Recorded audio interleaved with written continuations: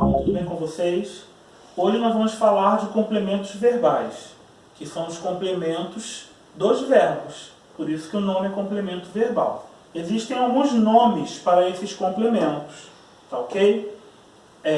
Por exemplo, o objeto direto.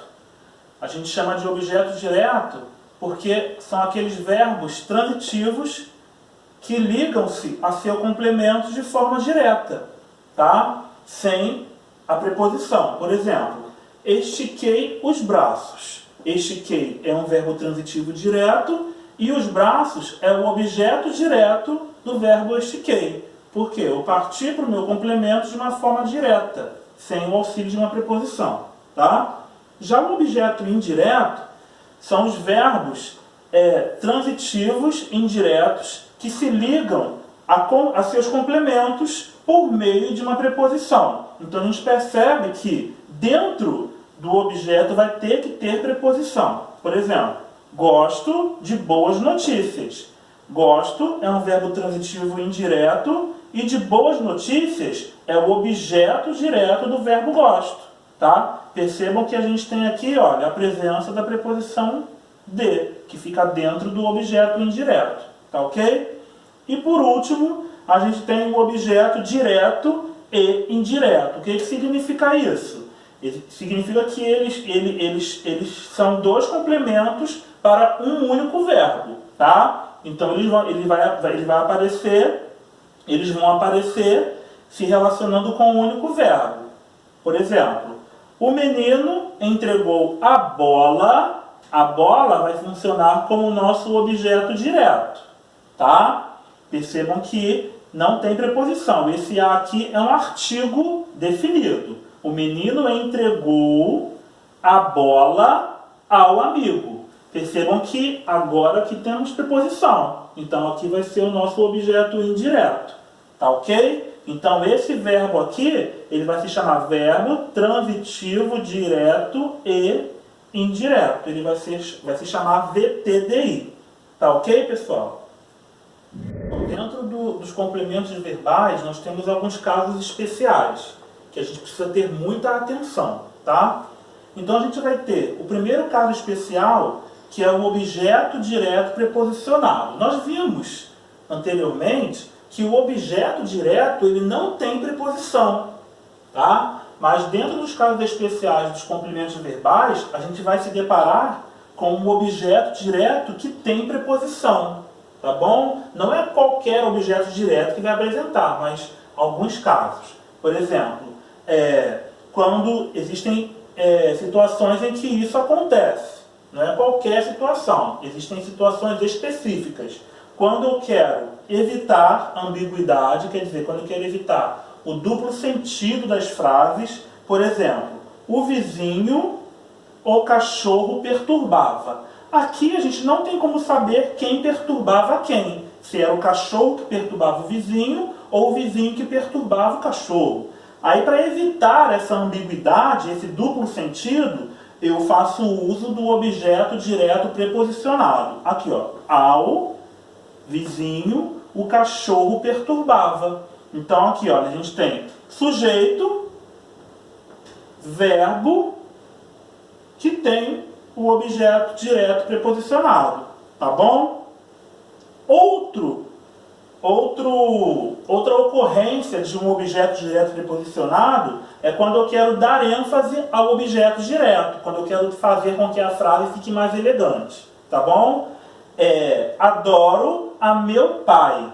Adoro é o nosso verbo e a meu pai é o nosso objeto direto preposicionado, uma vez que isso aqui é uma preposição.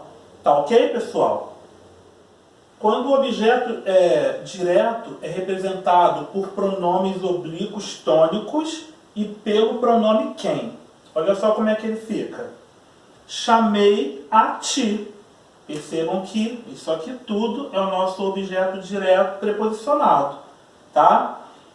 Por quê? Porque ele é formado pela preposição e o pronome oblíquo tônico. Suas atitudes enganam a quem? Agora apareceu o pronome quem lá, olha aqui, ó.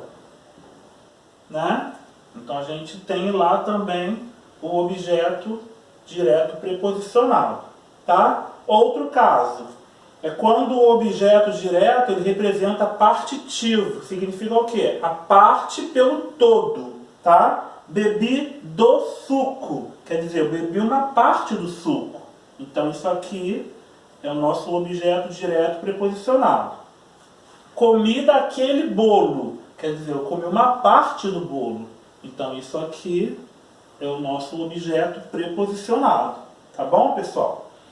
E por último, a gente vai ter aqui a última regra. Quando o objeto direto ele é representado por substantivo próprio, olha aqui, ou comum, designando a pessoa, né, da pessoa ou o pronome indefinido.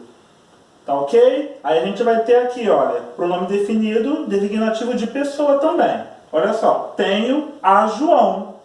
Aqui, olha, designativo de pessoa, tá? Nome próprio. Tenho é o nosso verbo transitivo direto, mas nesse caso eu utilizei o objeto direto preposicionado. Olha lá, agora utilizando lá o pronome indefinido. Não tenho a ninguém. Então o termo lá, a ninguém, é o nosso objeto direto preposicionado, porque ele está formado lá composto pelo pronome indefinido. Os objetos são os objetos pleonásticos.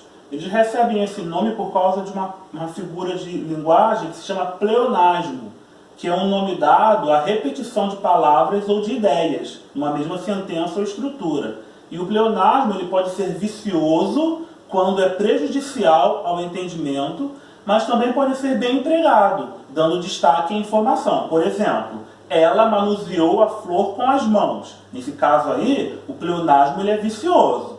Quando eu digo assim, me sorri um sorriso lindo, já é um pleonasmo literal. Esse é permitido, esse é admitido dentro dos textos literários, tá ok?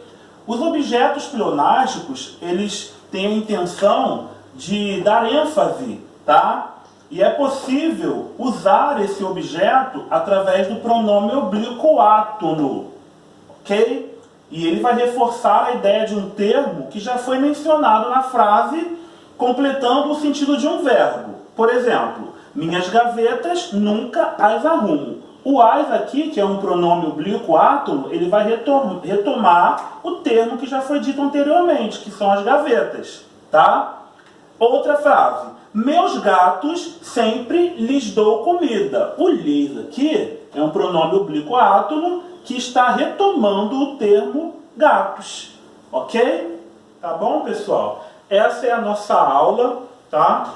Esse conteúdo se encontra nos módulos 5, módulos 6 e módulo 7, tá? Eu espero que vocês deem uma lida, né? Olhem lá esses dois módulos, que esse conteúdo está todinho lá, tá ok? Realizem as atividades propostas pelos módulos e qualquer dúvida podem me procurar. Bons estudos e boas aulas!